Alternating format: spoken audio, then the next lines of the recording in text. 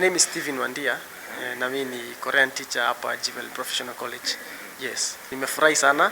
This is a project tumekuwa tukiprepare since last year, August. Tukaanzia classes and then we did the interview, the whole process and now finally imefika.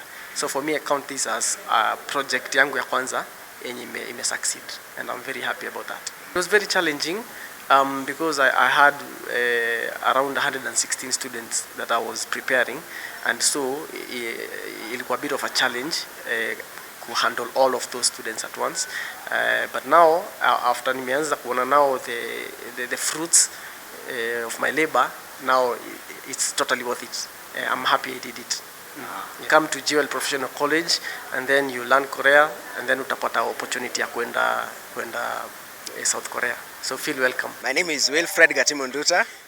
I'm a member of Jesus Una Ministry for a long time.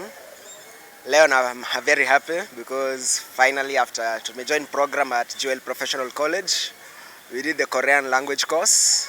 Tumemaliza, tukapita interviews that were conducted by the Korean company, and right now here we are JKIA. I'm feeling very happy. Nasema tu sifa na shukrani nizorudia Mungu. Nasikia vizuri kabisa, nimefurahia.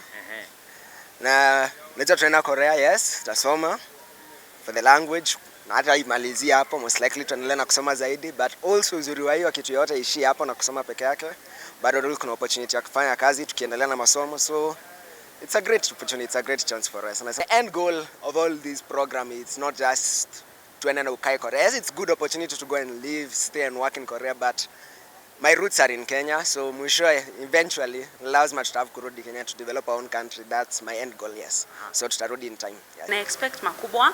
Najua ya kwamba mahali tumetoka mbali, na ninashukuru Mungu sana kwa hayo yote.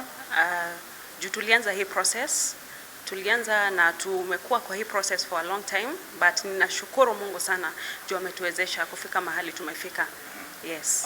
안녕하세요. 제이로몬 가토베스입니다.